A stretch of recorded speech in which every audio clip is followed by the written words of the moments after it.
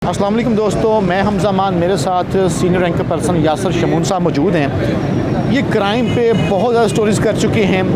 ये सियासी मामलात को भी बड़ी गहरी नज़र से देखते हैं। बड़े अरसे से, बहुत सालों से ये पॉलिटिकल मामलात और पीटीआई को कवर कर रहे हैं। यहाँ पर ये डे वन से ज़मान पार्क में मौजूद हैं। हम इनसे जानते हैं कि यहाँ पर इन्होंने सिक्योरिटी के मामलात को किस एंगल से देखा, किस लेवल की सिक्योरिटी इन्होंने नोट की इमरान खान के लिए, क्योंकि इमरान खान की जान को कहते हैं बहुत ख़तरा है। वालेकुम अस्सलाम हमज़ा, आप कैसे हैं? ठीक हैं हमज़ा। एक बड़ी आज मैं आपके टीवी की वजादत से एक बात खुशखबरी की सूरत में पहले तो दो लफ्ज़ों में बयान कर दूं, क्योंकि इसे बार बार रिपीट करना, आज जो माहौल चल रहा है वो बड़ा ख़तरे से खाली नहीं है। कि जिस दिन ये सिक्योरिटी यहाँ पर आई और खैबर पख्तूनख्वा से कमांडोज़ आए और उसके बाद हर तरह की यहाँ पे लॉ इन्फोर्समेंट एजेंसीज इस वक्त डिप्यूट हैं, उसी दिन मुझे ये ख़बर मिल चुकी थी कि आप समझ लीजिए कि वज़ीर-ए-आज़म पाकिस्तान इमरान खान है। अच्छा, ये तो मैं आपको पहले नवीद दे दूँ सबको। ठीक। उस ये प्रोटोकॉल वज़ीर-ए-आज़म बनने से पहले हैवी तरीन प्रोटोकॉल होता है और इसके बाद बायोलॉजिकल एक लाइनअप किया हुआ प्रोटोकॉल होता है जो वज़ीर-ए-आज़म बनने के बाद मिलता है। तो वो पहले वाला प्रोटोकॉल तो इनको मिल चुका है। अब वज़ीर-ए-आज़म बनने के वो करीब हैं और वो किस ड्रामेटिकल तरीके से बनेंगे और वो कैसे हो जाएगा ये सारा कुछ, और कैसे इलेक्शन की डेट अनाउंस होगी, ये स्क्रिप्टेड सारा कुछ होता है। और ये इसी तरह सियासी जमातें चलती हैं, हम जैसे मुल्कों में यही चलता है। तो ये बाहर तौर वज़ीर-ए-आज़म पाकिस्तान आप इस वक्त इमरान खान को कह सकते हैं। ये मैंने आपके वसादत से बड़ी न्यूज़ दे दी। बिल्कुल ठीक है। यासर साहब, अब हर तरफ नए आर्मी चीफ की आमद का चर्चा है और दूसरा जो मेन टॉपिक चल रहा है जी, पाकिस्तान तहरीक इंसाफ जो है, अब वो आज़ादी मार्च का फाइनल जो राउंड है वो पिंडी में पड़ाव करने जा रहे हैं बरोज़ हफ्ता, इसी हफ्ते को। आज मंगल है।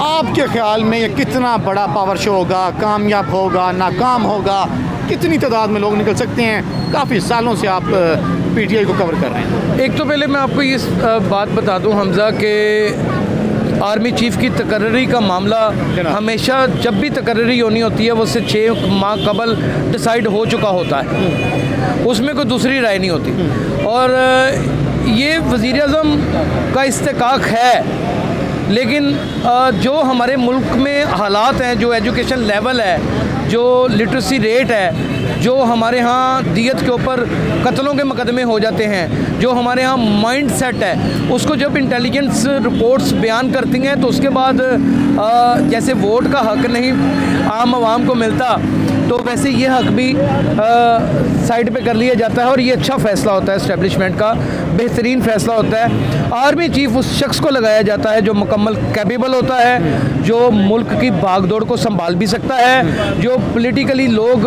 हाइप क्रिएट करें उनको भी कंट्रोल कर सकता है, वो हर मकातबे फ़िक्र में बड़ा फेमिलियर होता है और उसके तल्लुकात होते हैं। और बिज़नेस भी पाकिस्तान का आर्मी चीफ़ की गारंटी के ऊपर ही चल रहा होता है। अब एक ऐसी पर्सनैलिटी कि आपका बजट भी उसके ऊपर चलना है, बिज़नेस भी उसके ऊपर चलना है, आपको कर्जे भी उसके ऊपर मिलने हैं, आपकी IMF से मुलाकात भी उसी की गारंटी के ऊपर होनी है। तो फिर आप मुझे ये बताएं कि ये हैजानी कैफियत तो मुस्लिम लीग नून ने या PDM ने खुद तारीख की है ना, ये खुद तारीख की है। शाहिद खान अब्बासी कोई प्रेस कॉन्फ्रेंस करते हैं, ख्वाजा असफ कोई प्रेस कॉन्फ्रेंस करते हैं, साद रफ़ीक कोई करते हैं, और मरियम औरंगज़ेब कुछ और का और बना देती हैं। ये सारी अंदर के चोर होते हैं जो अचानक आ जाती हैं ना हुकूमतें, वो इस तरह की हरकतें करती हैं। 6 महीने पहले डिसाइड हो चुका हुआ है। ये पाकिस्तान एक मजबूत तरीन मुल्क है, न्यूक्लियर पावर है, इसका जो आर्मी चीफ होता है वो 6 मंथ पहले डिसाइड हो चुका होता है। इसमें कोई बहाम वाली कैफियत नहीं है। वो 2 और एक्सटेंशन का चला गया और हाजी साहब ने तो खुद भी कह दिया है कि मैंने कोई एक्सटेंशन नहीं लेनी। और मेरा नहीं ख्याल कि आज जितनी अवेयरनेस है, माशरा जितना करीब हो चुका है सोशल मीडिया के वसादत से, अब मेरा नहीं ख्याल कि कोई बड़े से बड़ा जर्नल भी इस तरह का रिस्क लेगा कि हम एक्सटेंशन ले लें। और अगर दे भी दी जाए तो ये बड़ों का फैसला है, आखिर वही होना है जो मुल्क के लिए बेहतर होना है। और आप क्या समझते हैं कि पाकिस्तान तहरीक इंसाफ जो सबसे बड़ी मुल्क की जमात है, जिसका इतना कामयाब और इतना फेमस लीडर है इमरान खान, क्या उसके नोटिस में कुछ नहीं होता? उसे सारा पता है। सारा पता है उसे, और ये सब कुछ बहम होता है। तो ये सारी सिर्फ और सिर्फ तो कौंसलेबाजियाँ होती हैं। असल मसला ये है कि मुर्गी 400 रुपये से कम नीचे कब आएगी, घी जो है वो 570 रुपये से नीचे कब आएगा। ये बड़ी असल मसला अवाम का ये है कि उनके बच्चों की फीसें कौन देगा।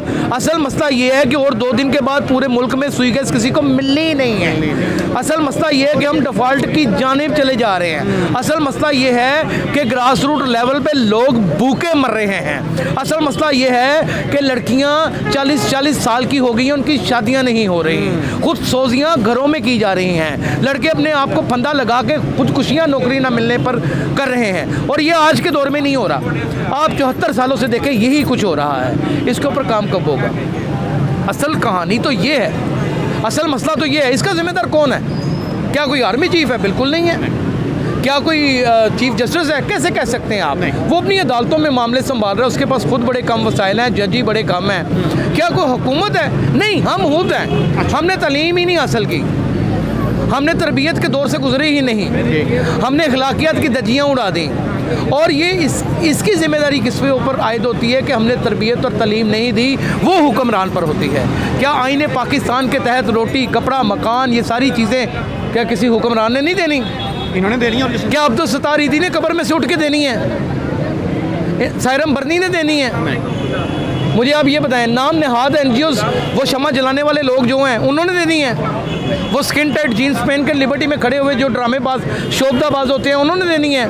मेरा जिस्म मेरी मर्जी ने देनी है? ये मसले किसने हल करने हैं? इन मसलों की जानिब तवज्जो दौड़ाने की ज़रूरत है। ये वज़ीर-ए-आज़म बन चुके हुए हैं। अच्छा, ये मैंने आपको नवीद दे दी है, दोबारा नहीं मैंने कहना, ये ना हो कि मैं रात को उठाया जाऊँ। सही है। लेकिन ये कि मैंने जो बताना था आपको बता दिया है। मेरे लिए ताज्जुब की बात भी है, मैं हैरान भी हूँ, मेरी हंसी भी निकल आती है कि अवाम कितनी सादा है कि वो रोज़ाना किसी की प्रेस कॉन्फ्रेंस देखती है, कभी किसी की प्रेस कॉन्फ्रेंस देखती है, फिर यही एंकर हज़रात कभी लंदन में किसी की प्रेस कॉन्फ्रेंस को उजागर कर देते हैं। रोज़ाना ही एक नया एजेंडा खड़ा हो जाता है, और ये मुल्क में रोज़ाना ही एक नया एजेंडा खड़ा हो जाता है। ये वतन अजीज़ पाकिस्तान है कि मसालिस्तान है? बस इतना ही कहना था। शमून साहब, बहुत शुक्रिया, आपने हमें टाइम दिया। दोस्तों, आपने यासर शमून साहब के ख्याल जाने। मुझे उम्मीद है एक एक लफ्ज़ उनका आपके दिल पे लगा होगा और आपको पसंद भी आया होगा। इनकी मौजूदगी से फ़ायदा उठाते हुए जाते जाते इतना कहना चाहूँगा कि मुल्क मुआशी तौर पर दिवालिया हो रहा है, और नवाज शरीफ साहब इस वक्त जिनका भाई प्राइम मिनिस्टर ऑफ पाकिस्तान है, नवाज शरीफ जो है वो यूरोप के सैर सपाटे में निकले हुए हैं। अपना ख्याल रखें। पाकिस्तान जिंदाबाद।